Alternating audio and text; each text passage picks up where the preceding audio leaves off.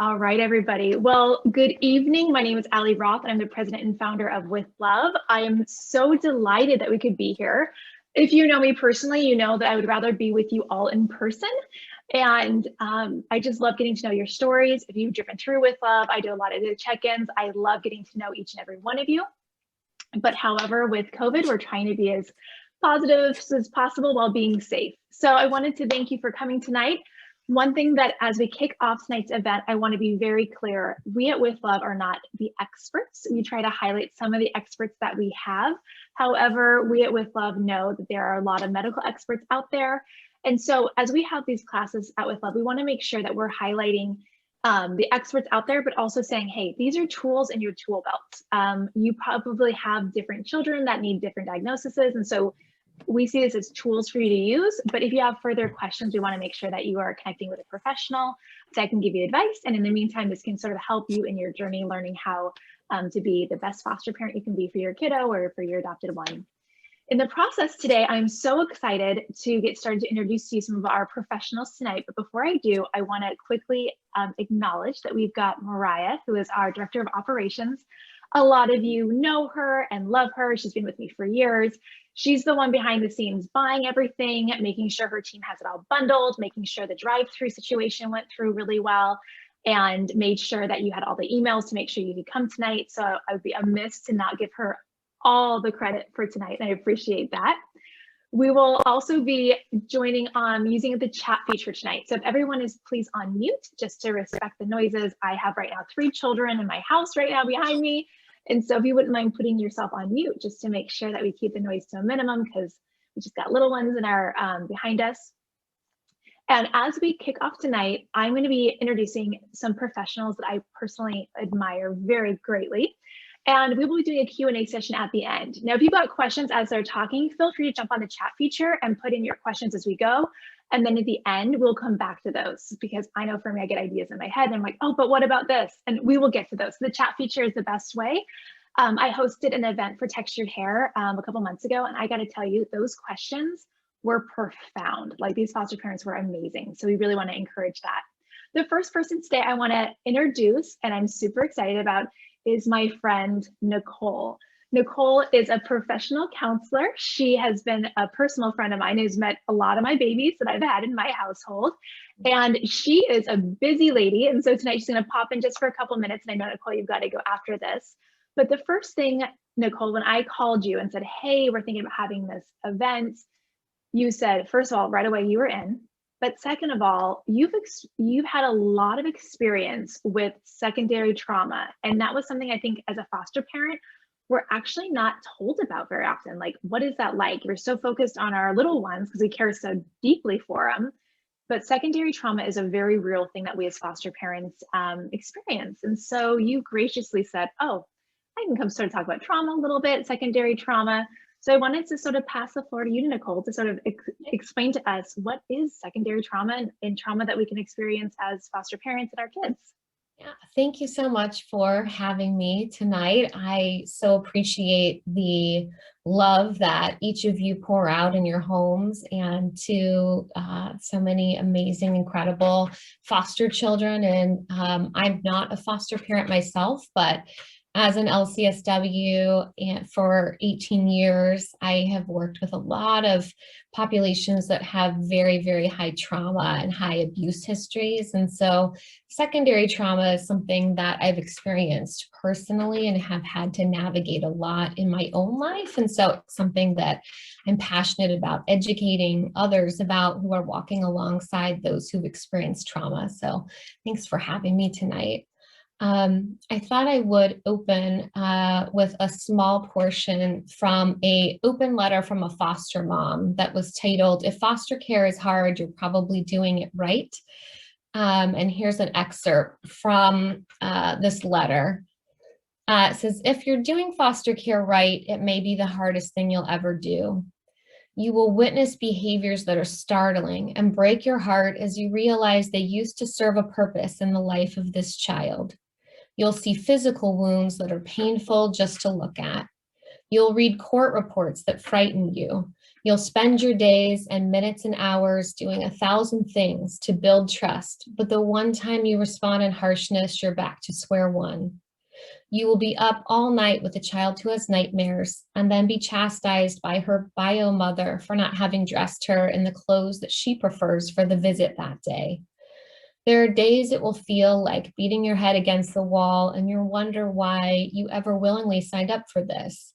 And that's usually the day someone will make an offhanded comment to you about foster parents being in it for the money, and you'll have to do your best not to cry because you know that they're not paying you well enough to make it worth all the pain you're walking through. But if you jump into this world and those dark moments and you find yourself asking, is it supposed to be this hard? Just know that there are many other foster parents with you, standing beside you saying, yes, it is, because you're doing it right. We know the cost of doing foster care well, and we validate the pain you're experiencing and promise that it isn't in vain. Foster kids need you to be all in for them. They need you to be willing to take on the hard so they can have a chance at healing, a chance at normalcy. Struggling through the pain of foster care is not a sign that you're doing it wrong or that you shouldn't be doing it at all. It's a sign that you're seeing this child's needs and you're fighting to be sure that they're met. And the struggles of foster care aren't the whole story. That's just a little excerpt that I imagine encapsulates a range of circumstances and feelings that many of you may resonate with. And I think the question is, how do we navigate this journey well when it does encompass the histories of abuse and so much pain, and how do we navigate that journey well? And in our attempt to manage these emotions and experiences that we have, what do we do if it gets overwhelming? What do we do if we feel stuck or we feel like our stress is overwhelming us or our grief is overtaking us? This is where I think it's really important to understand the term secondary trauma, what it is, what the risk factors are, what indicates that you might be struggling with that, and then how do you build some resiliency and work towards some self-care. So Charles Figley is a highly respected trauma expert, and he defines secondary trauma as the natural consequent behaviors and emotions resulting from the knowledge about a traumatizing event experienced by a significant other. It is the stress resulting from helping or wanting to help a traumatized or suffering person. There are six identifiable risk factors for secondary trauma according to the Child Trauma Academy. And I'll describe those six. The first one is empathy as a risk factor. We always think of empathy as being a wonderful thing, and it absolutely is. But when that valuable tool of empathy is used by foster parents or mental health workers or educators, we're feeling the pain of the other. So children get better not because we talk to them or because we talk at them, but because we're emotionally there for them. And in that process of empathizing with a child and feeling their pain, a person can become vulnerable to internalize some of that child's trauma-related pain. I've definitely been there a lot of times. A second risk factor is insufficient recovery time. I think this is particularly relevant for foster parents because it's 24/7. And, as a mental health worker, I can go home, but you are home. And so I think just realizing that that is a factor that can help, that does increase your risk of having secondary trauma, just not being able to have that sufficient recovery time. The third risk factor is unresolved personal trauma. So if you have a history that has abuse in it, if you have a history personally that has some trauma, then that pain from your past can get reactivated as you're hearing stories that your child has gone through. And they're very painful, and you're entering into that. It can sometimes stir up our own past pain. And so that can be another element. Fourth is that, children are the most vulnerable members of our society, and young children, as we know, are completely dependent on adults for their emotional and their physical needs. And when adults maltreat these vulnerable, beautiful humans, it evokes a very strong reaction in any person that has a sense of decency and morality. And at times, the senseless and evil nature of some of the trauma that these children experience can shake even, anybody's sense of humanity. A fifth factor that is a risk factor is isolation. So if you are cut off some from community and you are isolated and you're dealing with a lot of stress in your home, that can really add up. And then lastly, a lack of systemic resources, which thankfully you're all already connected to with love. So that's already a protective factor there for you. So how do you know if you are actually experiencing secondary trauma? That is, we can look at some indicators. And as I read these indicators, I would love for you just to even close your eyes for a minute and just take a little inventory and see if any of these things resonate for you. Because although caregivers are great at encouraging others to express their feelings, they can often minimize their own distress and need permission from others to process their feelings. And out of all the types of self-care, we can resist self-examination the most. But self-examination is a crucial component to being able to combat secondary trauma. So when it comes to indicators, Figley developed like a 66 question compassion fatigue. Sometimes it's called compassion fatigue or secondary trauma self-test. And you can look for that on the internet. But there's 4 kind of categories that we can look at. One is emotional indicators. So some emotional indicators could be depression, anxiety, prolonged grief, sadness, and anger. And so all of those are very normal. But if you find yourself feeling those often, a lot of the time you're really kind of stuck in anger or really, really stuck in prolonged grief or finding yourself anxious quite a bit or, slipping into some depression. These are things that you really want to pay attention to. Some personal indicators are self-isolation.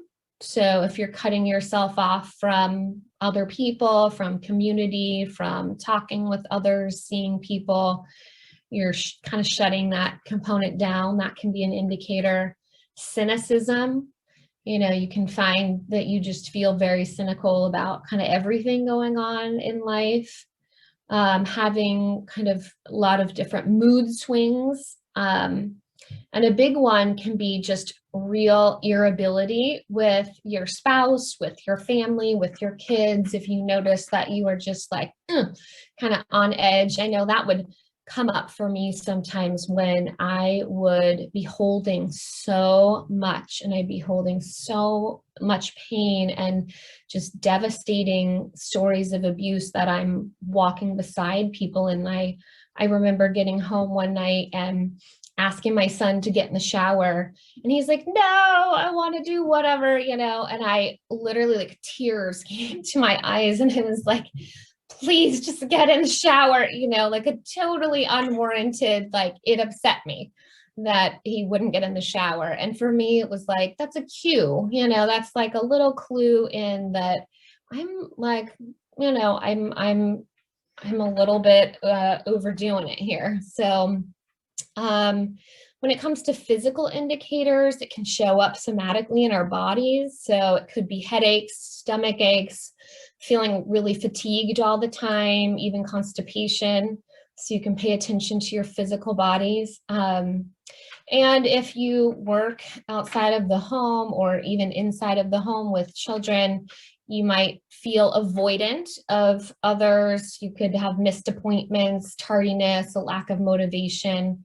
So those are all some just emotional, physical, personal, and even workplace indicators that secondary trauma might be coming on for you, and something to take inventory of. And so now I want to get into just building resiliency and fostering self-care. And so there's lots of ways to do that. There's no better way to combat secondary traumatic stress than to take good care of your physical and mental health, and to avoid feeling overwhelmed by feelings of frustration and sadness. It's important to engage in activities that are healthy for you. So I think that Thorstad wrote about trauma caregivers building resiliency, and these are some great points. One is building self-awareness. So it's what we just talked about. It's asking yourself every day, how am I feeling? How am I doing? It's checking in with yourself and realizing that we are emotional beings and we are made to feel a full range of emotions. So if you are feeling depressed, or you are feeling anxious, or you are feeling angry, you're not doing something wrong. It's just a sign that there's a need underneath that needs paying attention to. So working on building that self-awareness. Secondly, you want to increase your resources. And that means when you're asking yourself, how am I doing? You're also asking yourself, what am I needing? So when we talked about some of the risk factors, like, not having respite, for example, respite might be what you need. Maybe you need that opportunity to recover, to go have some fun somewhere, to go have like some adventure, or, you need to cultivate a relationship with a babysitter that is trauma informed and can, take care of the children, and you feel good about that situation. I know there's different constraints with all of that, but, working with community to be able to take care of those needs. So increasing those resources if you can. Another area is just increasing your awareness of secondary trauma. So again, kind of looking at those categories on a regular basis and just asking yourself how you're doing in those areas. Next is you want to implement a place and a time to process. So I think counseling, as a counselor, I'm biased that counseling is a great place for that. And I recommend it to all of you. I mean, I think having somebody that's 100% focused on creating a safe space for you and can be intentional to help you and partner with you in walking beside you through just the emotions and experiences that you're going through can be incredibly helpful.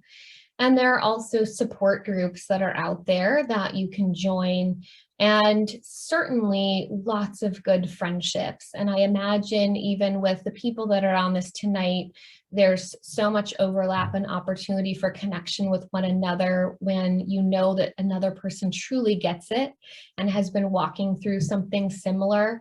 That's just priceless and can really combat the isolation and help you process your emotions and be checking in. You want to be integrating new events into your long-term memory. So just trying to create some opportunities for fun, trying to maintain your physical health if you can, trying to maintain some work-life balance if you can.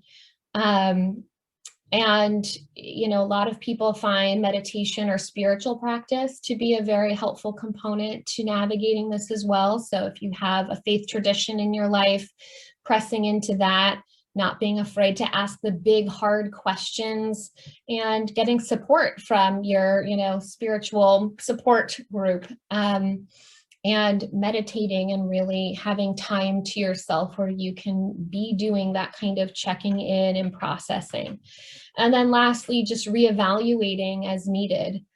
As you go, things are going to change, circumstances are going to change, the needs of your children are going to change, your needs are going to change. And so just having a regular practice of checking in with yourself, with evaluating how you're doing in those different areas, with actively building support into your life, can make the invaluable care that you're offering much more sustainable.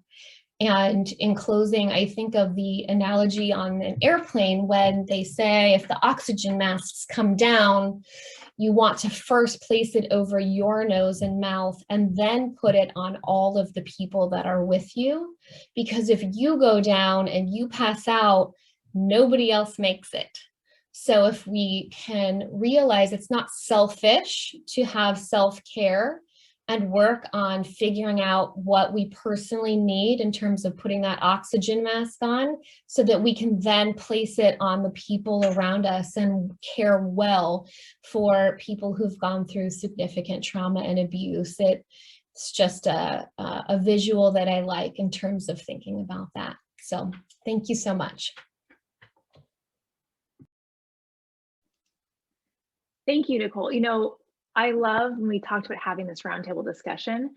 It was one of those things that we felt like you were really critical to have in here, because it's so easy to just talk about children all the time. But taking a pause to talk about the foster parents, and there's just, in foster care, there's a lot of loss, and there's a lot of sometimes loss of self.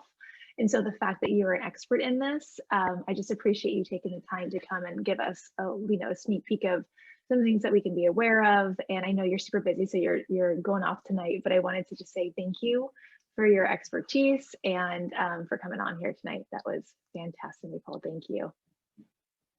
We love having it. Thank you. So my next person, I actually know it's been interesting as she's come into the foster care world. Her name is Whitney. She and I became connected, and I'm going to bring you in here to connect with me. Whitney decided that as an author, she heard about With Love and just said right away, like, I am interested in connecting with Love and making a difference with Love. And so in your bags, you should have the book that she wrote. And so we're going to go a little bit back and forth as sort of a question answer time with her and I. If you have any questions for yourself, please put them in the chat. But Whitney, what I'm so inspired about is With Love. Well, first of all, With Love started in my home, right, Whitney? And like, we'll be honest, like, it was like hoarding. It wasn't cool. It wasn't cute. It was like scary. And it's been people like you that have come alongside us and said, hey, you know what, I'm going to bring my talents, I'm going to bring my skills, and financially you've supported With Love. So I just want to say the reason partially that we're out of my house, thank God, is because people like you've come alongside to allow us to grow authentically. So the fact that you wrote this book and you donated this book to us, I just really, really appreciate. So let me just start out with that. Oh, well, thank you so much. I was super excited just to connect with you, and I had heard about With Love, a few years ago through a friend, and I thought it was so neat what you guys do. But then, just as you said, Allie, just recently connected with you guys, and I'm really excited to just partner with you guys, and I love the way that you support foster families. So I'm just really blessed and excited to learn more about fostering. And yeah, I'm just really happy to be here too with all of you. I'm not a foster parent myself, but I do just have so much respect for what you guys do, and I think it's so, so important. So I'm really blessed to be here with you guys, and yeah, thanks for having me. Well, as an author, we felt like this book, it's just beautiful. Let's just start out there. Like at With Love, we talk about dignity. And so when you reach out to me and said, hey, I have this book. Well, first of all, no, you didn't even reach out to us. You donated money. Like before you even connected, like you're like, I donated money. And then you said, and I have this book I want to give to you. And so as a former teacher, I was in education for 15 years. I love literacy. So what made you want to even write the book? What did you do today? So what even spurred this as an author? Yeah, so I basically wanted to create a book that would help kids practice reflection. And so by reflection, I mean intentionally thinking about and learning from their experiences. And I kind of realized as a mom, when my oldest was about 3 or 4, I realized, this isn't something that really comes naturally to them. And so I just kind of noticed that when I would take the time to explain things to him and almost walk him through the process of reflecting on different situations as they came up, he really started kind of making those connections and learning from those situations better. So just like as an example, I might say something like, oh, wow, like I could tell you were really frustrated when you were trying to figure out how to fix that toy or whatever. Do you see how you were able to figure it out because you stayed calm? And that's so cool. So almost kind of narrating for him that reflective thought to help him train his brain to eventually do that all by himself. So because I started to kind of see the value of helping my own son reflect, I thought, wow, wouldn't that be cool if there was a book that would kind of allow caregivers and kids to reflect on their day together? And so that's kind of where the idea was born. I love it, Whitney. As a teacher, we do a lot of modeling to our kids, so we're like thinking out loud as we write in hopes that they will then use that, as they continue to go. Yes, absolutely. So I have a biological first grader and fifth grader, and they call it SEL. And I was like, SEL, so it's just social emotional learning. And it's such a common buzzword word right now, whereas when I started teaching, it was not. So why is this so important for young kids to know about social emotional learning? Yeah, so social emotional learning is honestly something that I just kind of discovered when I became a parent. And even though I went to college for human development and family sciences, but I feel like they didn't call it that when I was studying or something. So yeah, I've been kind of learning more about it. And as I went through the process of writing the book, I was doing some research and stuff.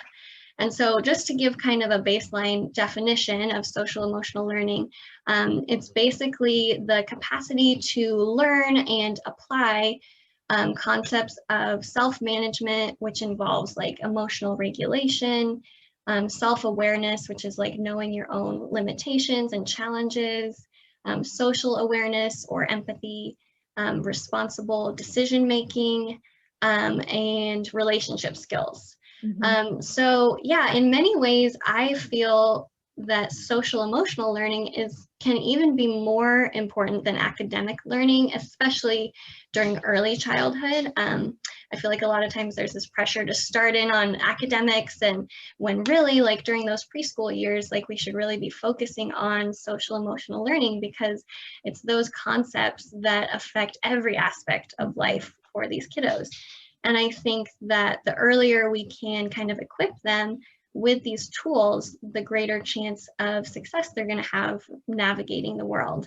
And two, I think it can be easy for us as adults, at least for me personally, to kind of take for granted knowing how to just communicate or regulate my own emotions, cope with stress. And not that adults are perfect at that, because we definitely don't have it all figured out. We're still learning too.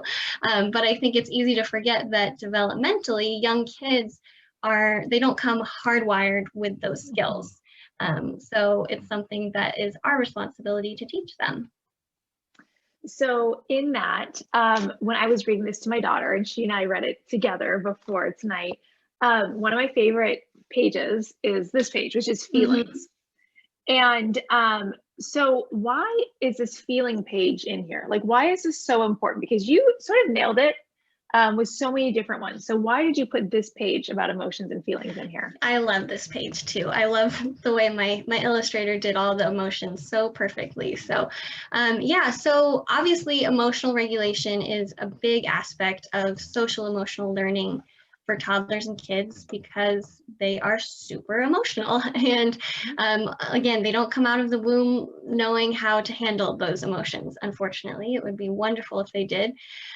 So when I planned out the book, I knew I wanted to represent more than just the typical emotions that I had seen in other children's books, like mad, sad, happy, because those are all important, and so those are represented as well. But I feel like there's so many more that are helpful for kids to have in their vocabulary, like frustrated, disappointed, confused, embarrassed, anxious, shy, because once they're able to sort of identify what they're feeling, they can communicate that, and then they can be coached through how to manage and regulate those specific emotions in a positive way. So yeah, so and my next book actually that I'm working on now is all about feelings, because I feel like there's been such a strong response to this page in particular.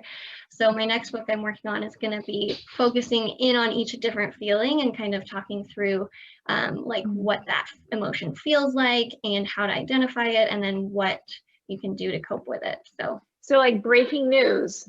This is the first of many books, is what I'm hearing you say here. Next book. Okay. Well, based off of that, maybe your third book will be about this page, which I like so much, which was food. Could be, yeah. It could be. I mean, just planting seeds here. And the reason why I actually tuned into this, which was interesting, it was I have a son that is a very particular eater and a daughter, right? And what I liked about it when you had this, like my son doesn't like red sauce, and we had spaghetti tonight. Mom, I made your recipe in there. And he doesn't eat red sauce, which is in spaghetti, which is in tacos, which is in like basically every kid food. Oddly enough, what he eats is sushi. So like, it's when you had it in here, I was like, this is interesting. So tell me, why is food such a big thing? Okay, so first of all, if it looks like I was texting, I was asking my husband to come let the dog out, because the dog is like tapping on the door. I don't know if you guys can hear it, but anyways, my husband is in our RV right now with our kids. So I'm like, can you come let the dog out, please? So anyways, yeah, so food, I really wanted to include in the book, because like you said, I feel like food can be a major source of stress for parents and for kids. And so I wanted to just kind of create a page that gave kids an opportunity to talk about and discover new foods in a positive way. And I feel like the more we can kind of create a fun and no pressure atmosphere in regards to food, the more kids are willing to explore and try new things.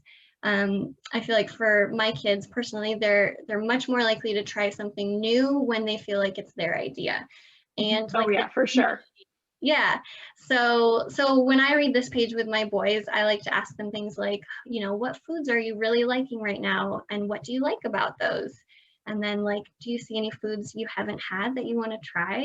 What do you think that might taste like? So just talking about it and kind of having that dialogue without the pressure of like, this is what you're having tonight and you need to try it, So recently my 6-year-old, he pointed to the eggplant and he said, I want to try that. And I said, okay, so I've got to pick up an eggplant when I go to the store. And I also need to look up how to cook one, because I've never cooked eggplant, believe it or not.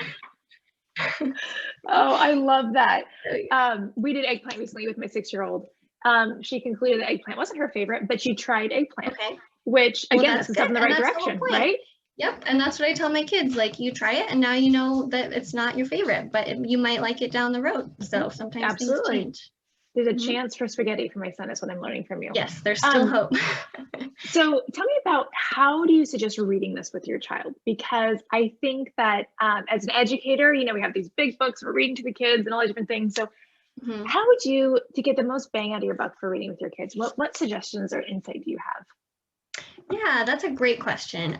So the short answer obviously is any way that feels right for you and your family. But yeah, the intent behind the book is to create space for adults and kids to engage in dialogue and sort of increase communication and connection. And so that's why the text on each page, it is written in question form, so that the adult reading can pause and give kids a chance to sort of reflect and answer the question if they would like. And when I read it with my boys, I'll usually, throw in some extra questions in addition to what's written on the page. So I think actually, did you email out the reference? Yeah. So I think all of you guys should have gotten with the email that Allie sent out, sort of a reader's guide, so to speak, just with some like extra ideas for how to engage further with the book. So I actually am going to go through some of those right now. I think I can share my screen here. Let me try this. Let's see, you guys, can you see? Yeah, oh my gosh, Whitney, we can do hard things. You did it. Oh my gosh, fantastic job. That's great. Okay, let's see if I can scroll now. It's not letting me scroll. Did it freeze my screen? It did. It did. Well, it's not liking that. Yeah, let me try to make you co-host real quick and see if that makes any difference to you.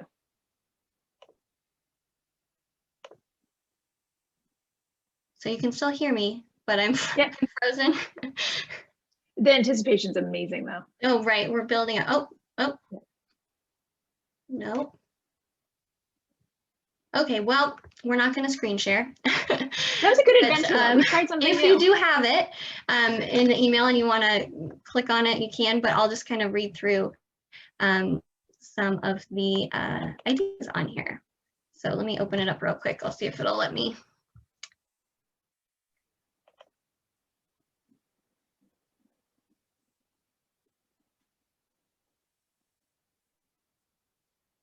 Just thinking about it. Here it comes. Okay, so today, Whitney, so and these are just ideas. What's that? Today these were emailed out to our families. Our families just got these today. Yes, awesome. Okay, great. So yeah, so the first thing you do, like as you're reading the book, is to ask more specific questions in addition to the ones that are on the page.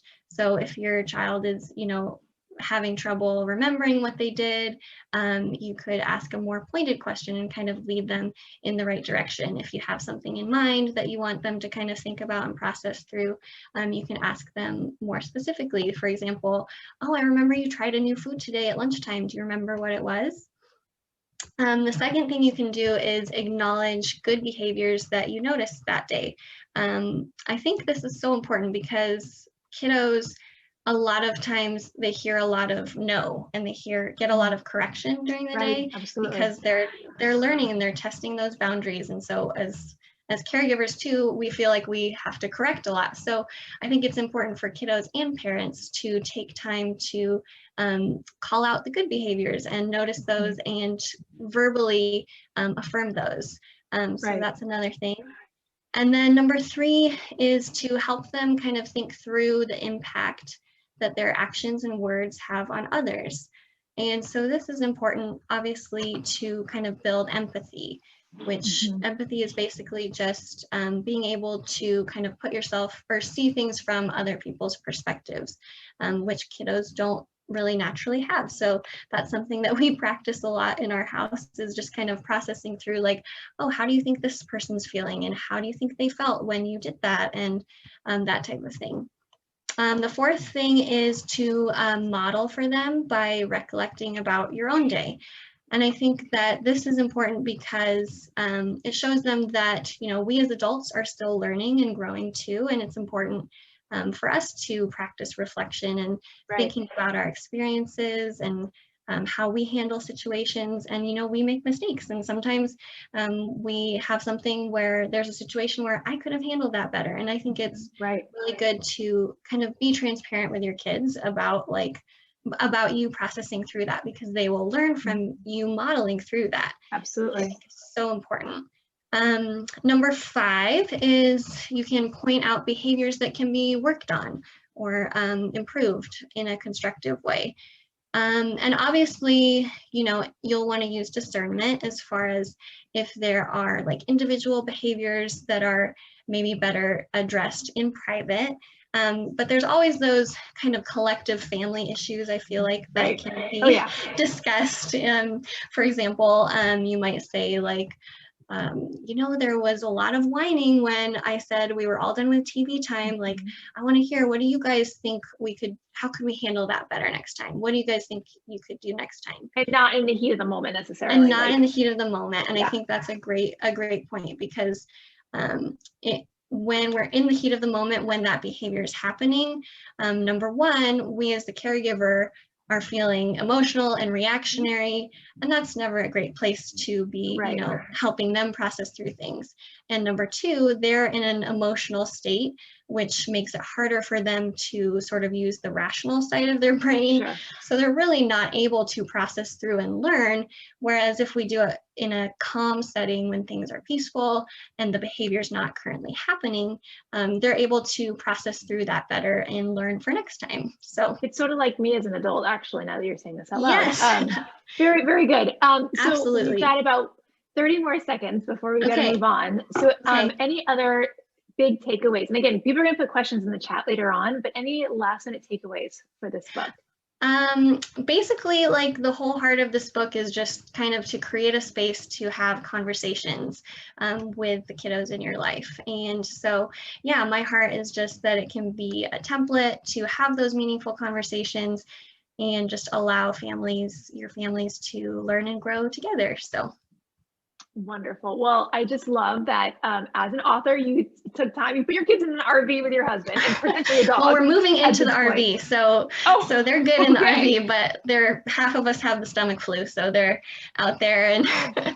And you showed up. And I'm here, and I'm feeling good. So yay, the survivor. Anyways, well, thank you for having me.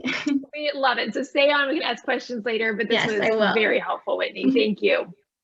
So as we went through our personal trauma as caretakers, we went through talking about social emotional learning. And by the way, this book is in your kit. It is fantastic. Now we're going to move on to my friend, Stephanie. So Stephanie and I actually met as my son. Like, I needed some support with my son. And so I met her through that, through the, is it the Portland Developmental Institute? Am I saying this right? Children's Developmental Institute. Providence Children's Development Institute. Darn it. Like, I did basically it all, but not the right one. Great. It took me years to learn it too. Yeah. It's a really long acronym also. So Stephanie's been wonderful. She's helped me personally. And then what I loved is she and Mariah really teamed up and talked about, how do we support these kids and support them well? And so we've listened to you as foster parents. We listened to Stephanie, and she said it was the reason.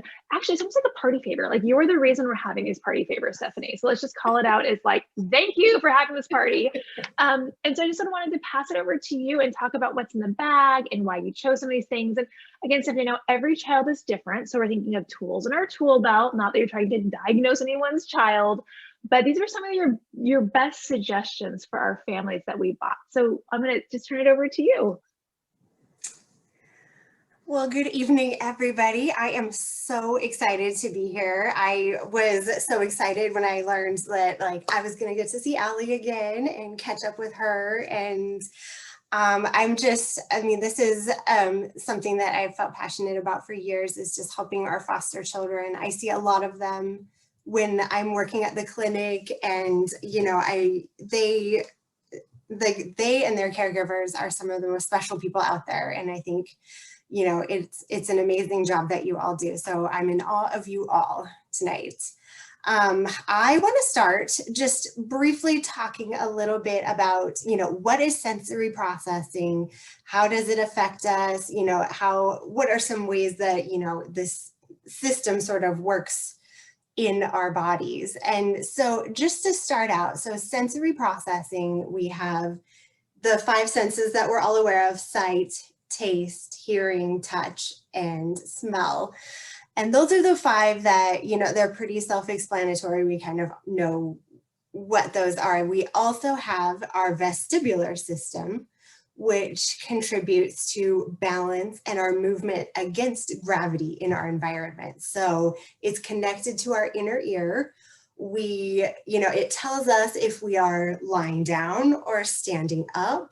It helps us kind of determine, am I moving forwards? Am I moving backwards? Am I moving side to side? It helps with our balance and coordination, and it also connects into our vision as well.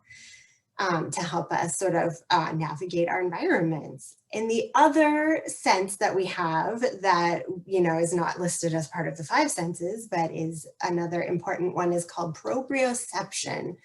And that helps us determine where our bodies are in space. Is my arm out to the side? Is it touching my head? Am I, you know, where am I moving my arm right now? Am I pushing something? Am I pulling something? How hard am I pushing against something? And it all helps with our body awareness and our coordination.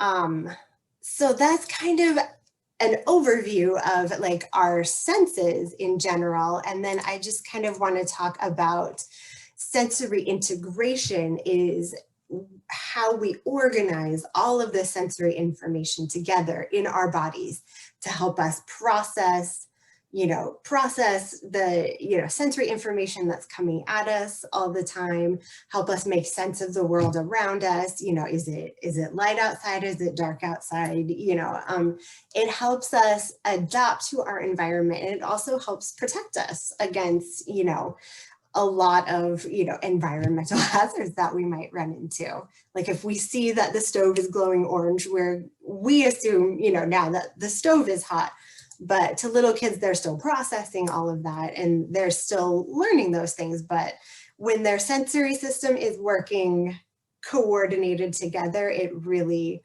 it helps them to learn and process their environment.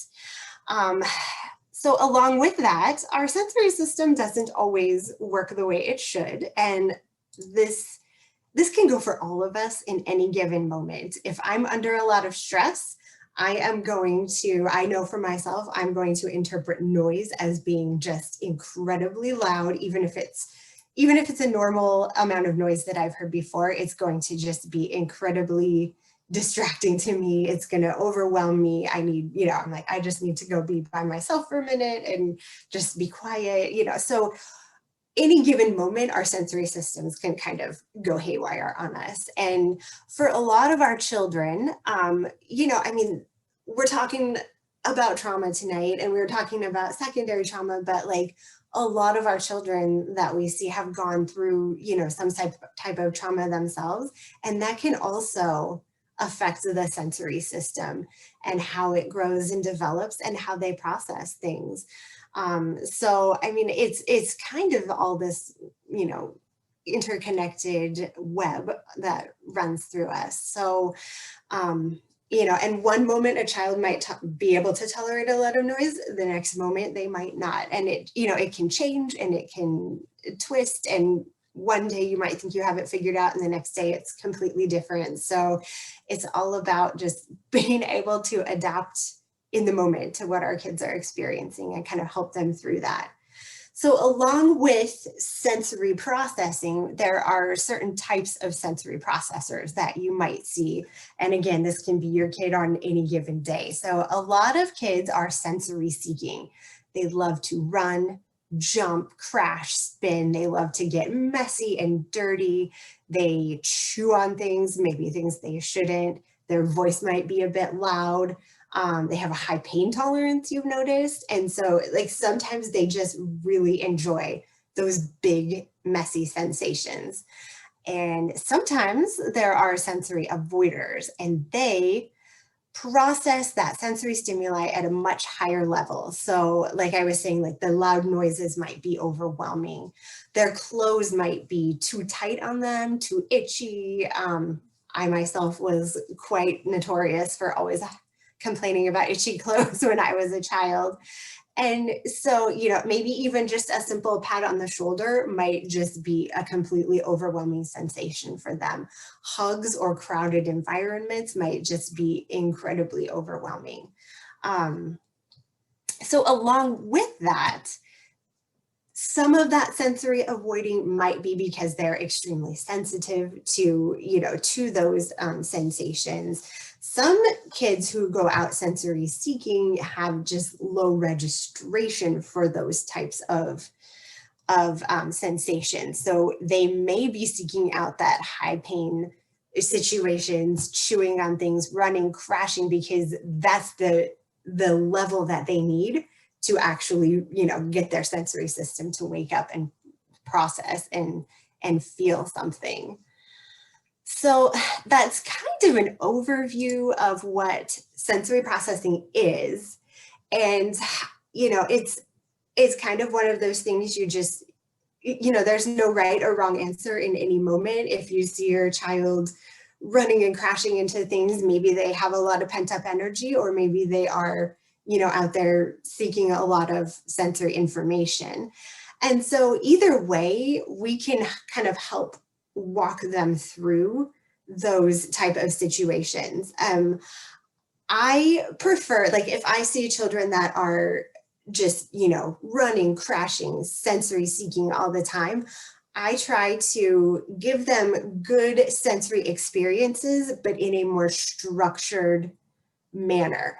So if they're running and crashing, let's play a game with that where we run and crash. But at the same time, we have to, work on controlling our bodies at the same time. So I play this game with kids at the clinic a lot, and we have them wait in line, and then we've got bean bags at the other end of the room.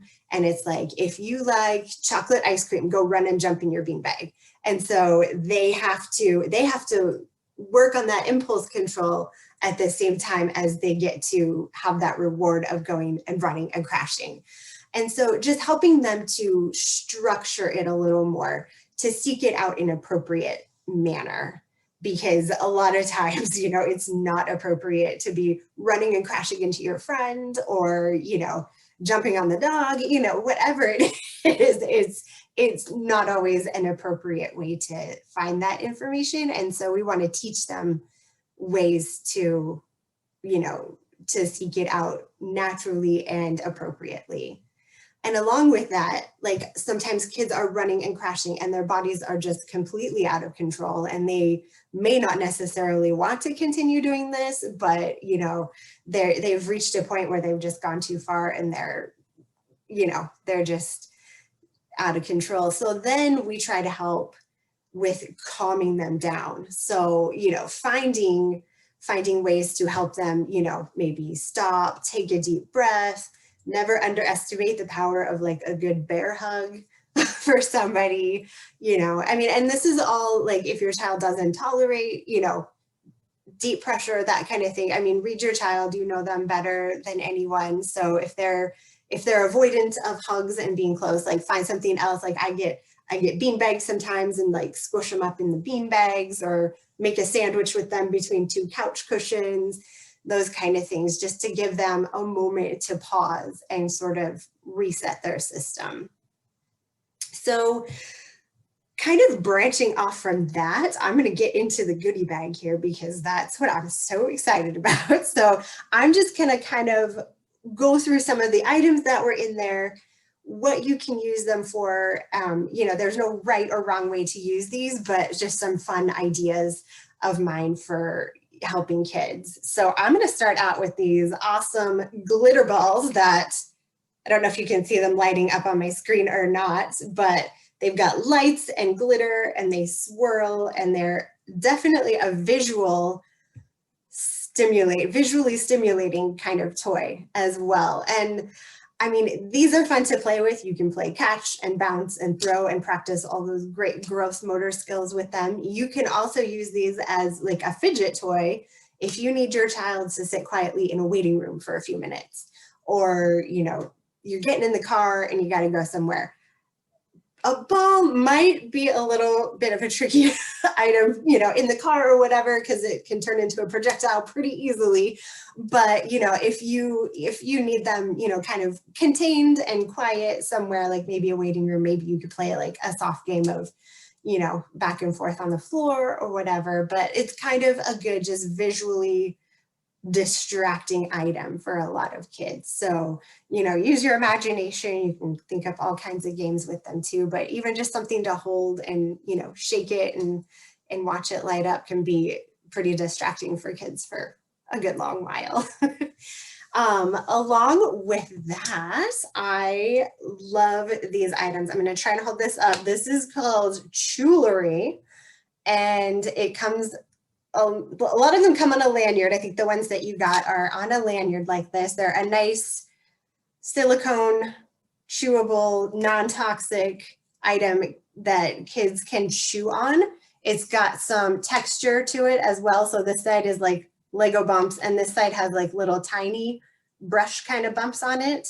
So it's a good tactile toy for them. It's also excellent for kids that seek out that oral stimulation. So if they're chewing on anything, everything in your house, and you just can't get them to stop, like having something like this, they can wear it like a necklace. They make ones that are bracelets, and I've even seen some rings that kids can wear. So it doesn't look like too intrusive. Like you've seen like the ones that are like little P's and Q's or like a little T, and you know, those look a little more therapy-esque than these do, but these can look cool. You can find them in all sorts of fun shapes and designs. Like I think I've seen a Batman one, there's a shark tooth. I mean, you can find all sorts of cool ones out there.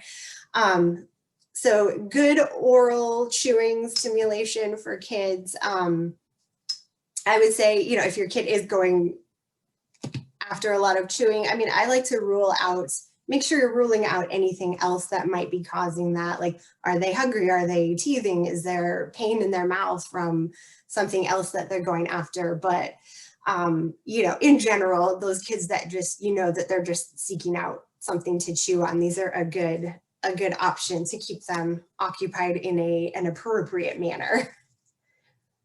Let's see, what should I do next? Okay, so we have these noise canceling headphones. And I think these are a great tool for pretty much any kid to have. It obviously protects your hearing if you're out at like a loud concert or whatever, which is important for small children. I think for those kids that are just overstimulated by noise or get overwhelmed, if you know there's going to be loud noises like fireworks that night, something like that, these are a great tool to have. I like to practice with kids when things are calm, before anything is ever, you know, noisy or loud.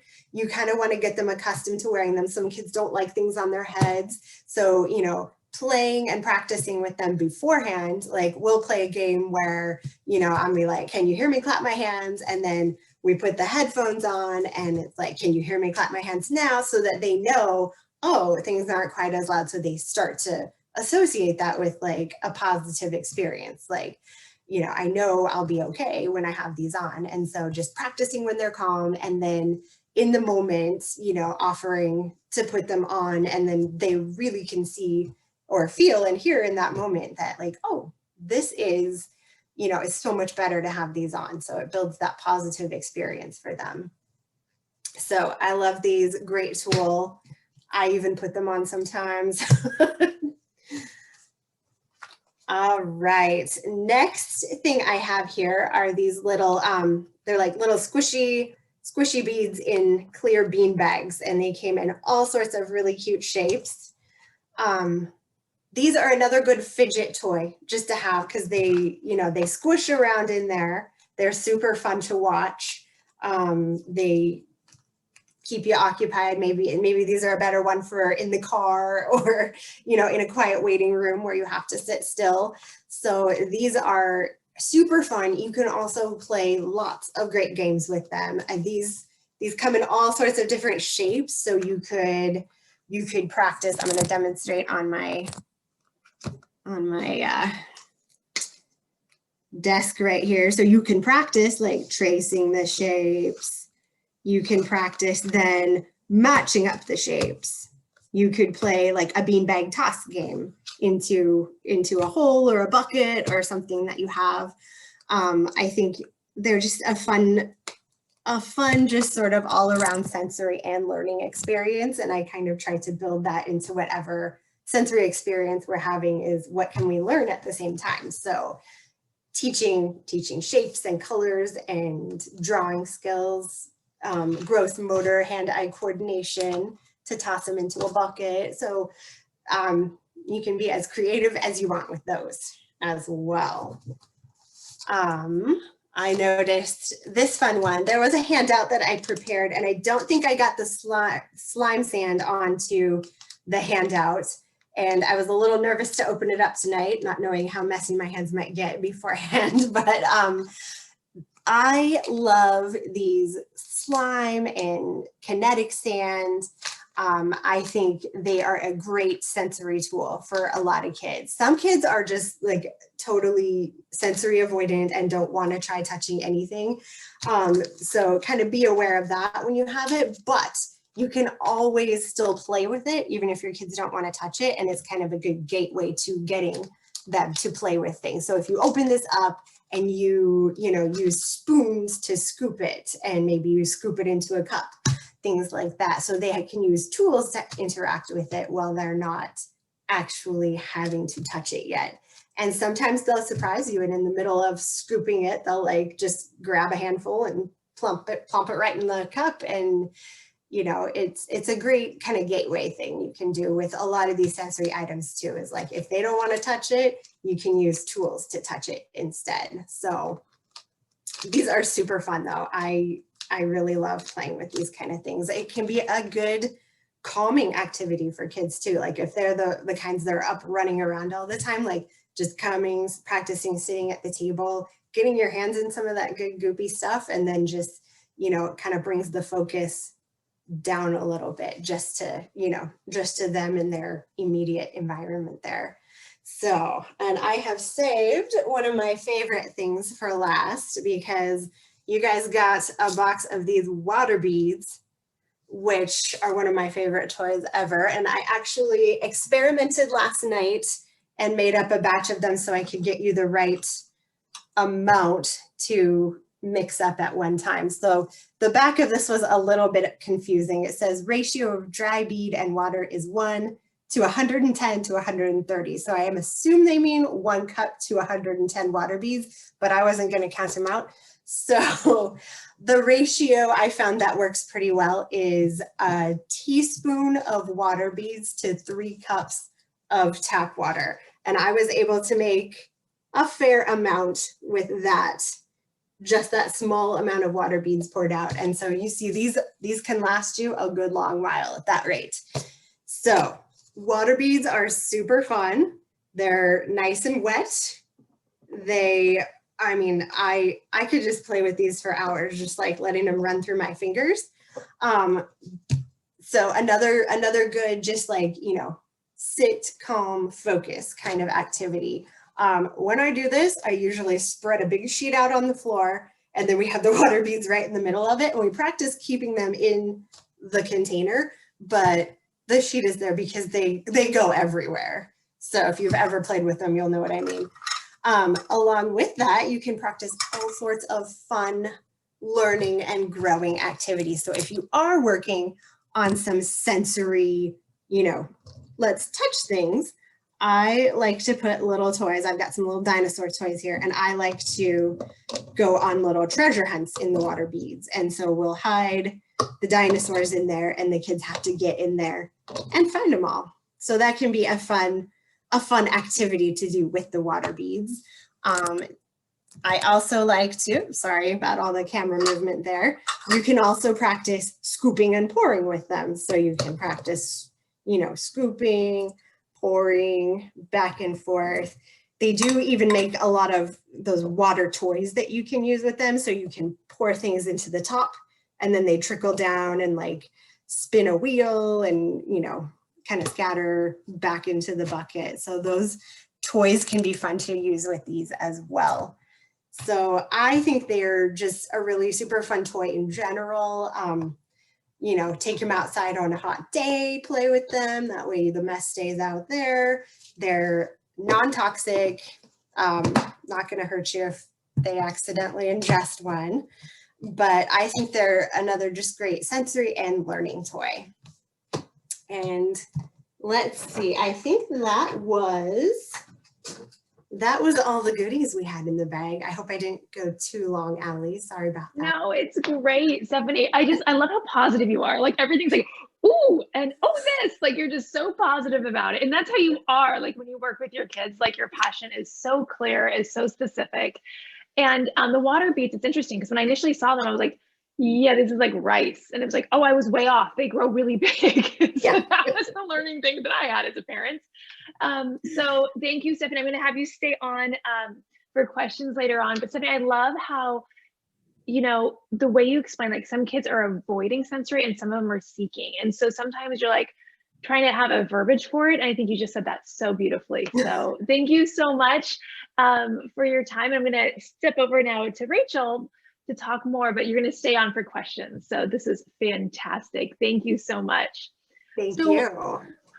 As we get ready to talk with Rachel, I'm going to introduce her in just a moment. I would encourage you to jump on the chat because after Rachel's done, we're going to have some time for question and answer, or even like, tell me some more things, for example, you know, because again, we can't diagnose any child, but we want to use our experts while they're here. And the chat is the way we're going to be able to do that and have that dialogue. So right now would be a good time to start thinking about that as I introduce Rachel. So Rachel's actually on the East Coast, which is just amazing to me that you should be sleeping right now and yet you're hanging out with Love. So like, first of all, thank you so very much.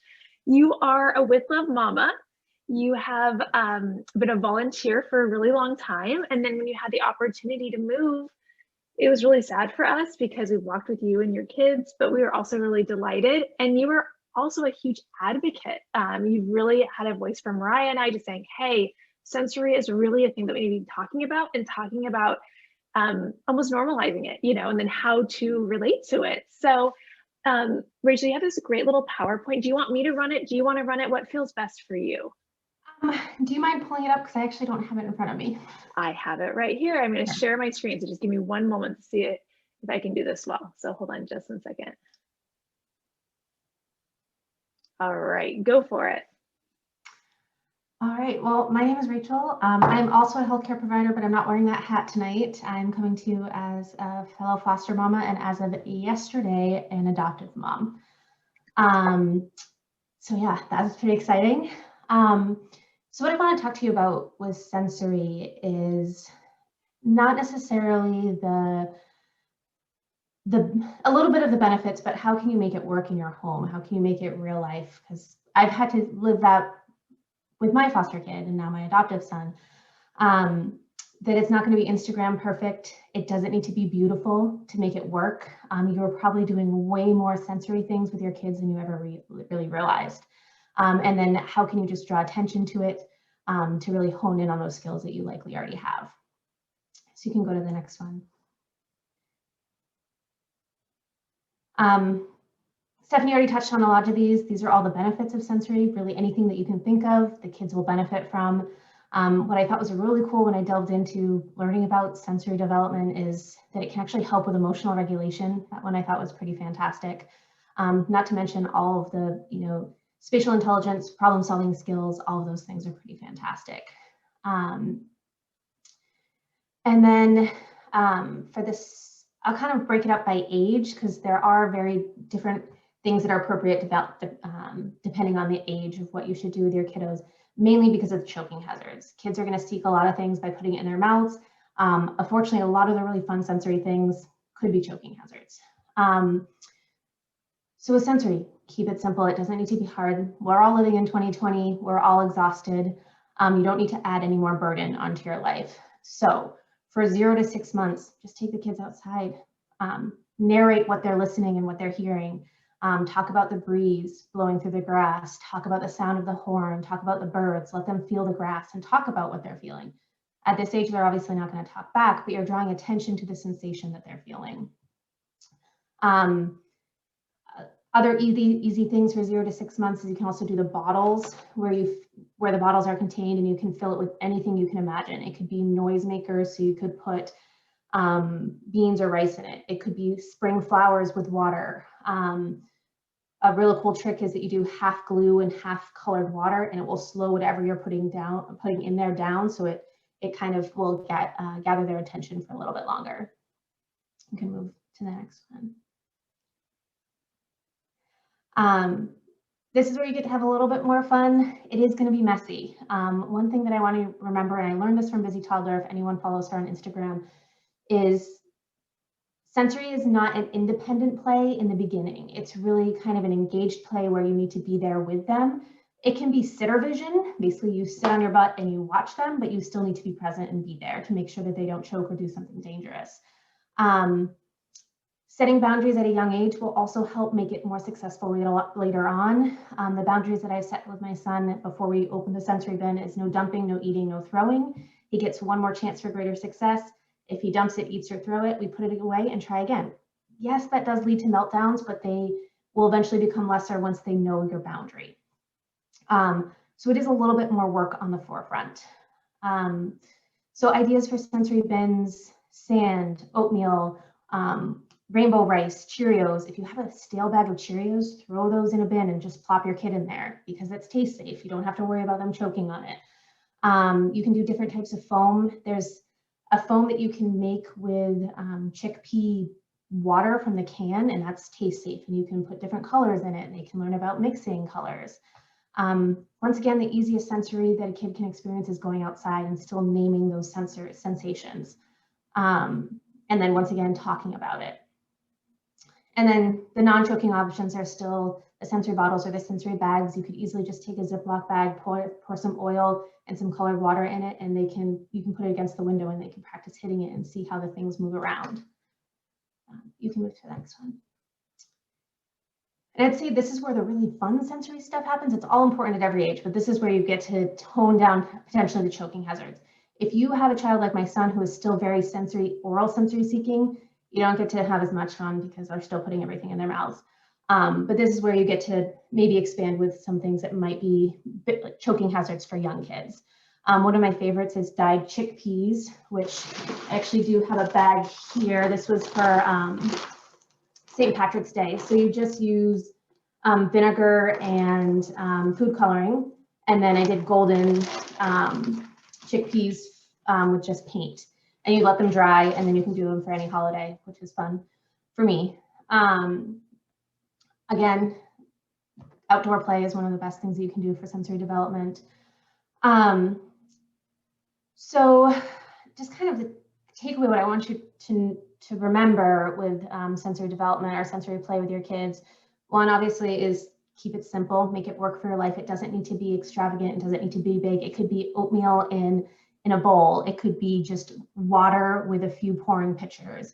And then if you don't have space in your life for it right now, just take your kids on a walk, because that also helps with your mental health.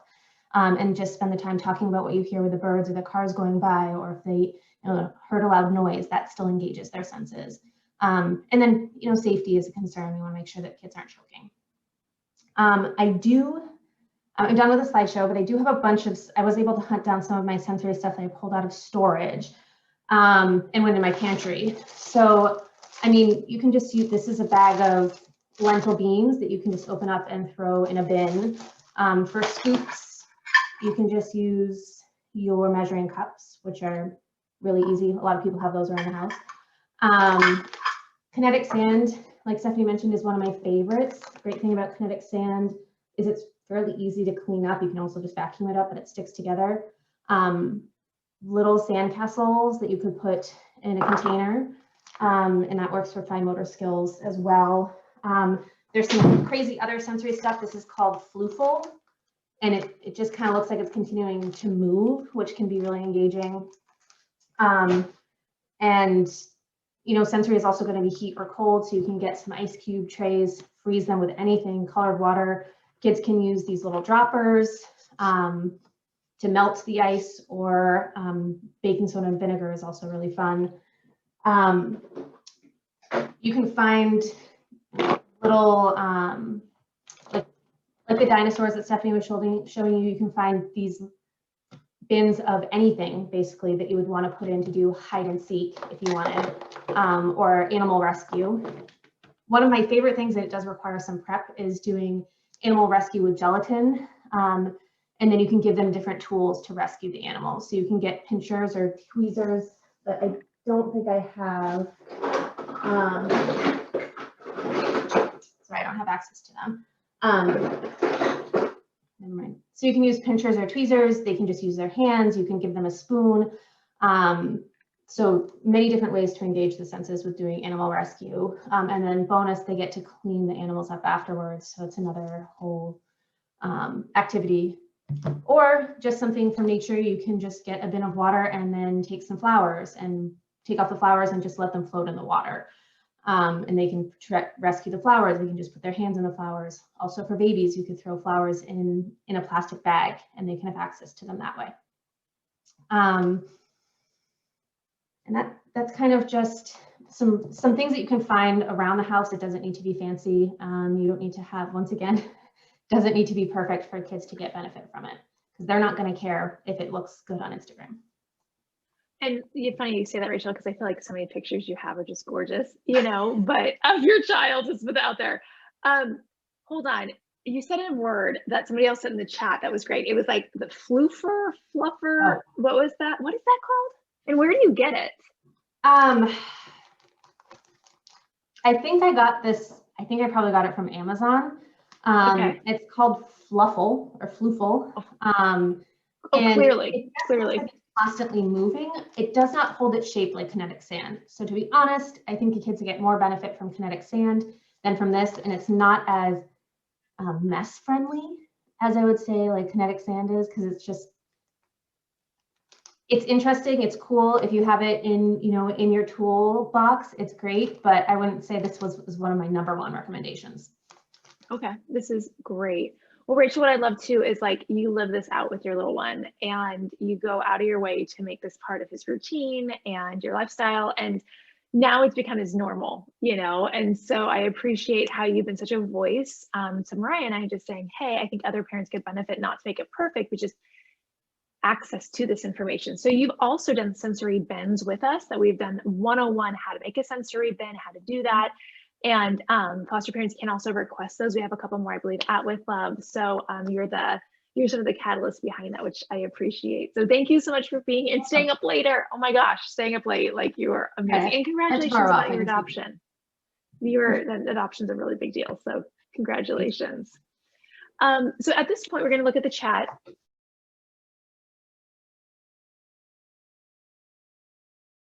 Well, it is 8:23. We want to wrap up. I know a lot of you are busy parents and we want to make sure that we're honoring your time. But thank you so much for tuning in. I really appreciate that. We at With Love just want to remind you every 90 days request. Okay. And if your child is in guardianship or adoption is the path that your kid takes at any time during the journey, we will walk with you through the age of 6. So don't forget to be requesting here. Thank you for joining in. If you have other friends that you think might be able to participate in this or would be helpful for them, Mariah is going to be your girl to make sure that they get a recording of this and then they get the supplies. So we have extra supplies very intentionally for those kids. So I want to sign off tonight saying thank you so very much for joining us. Thank you for being part of the With Love community, and we look forward to seeing you soon.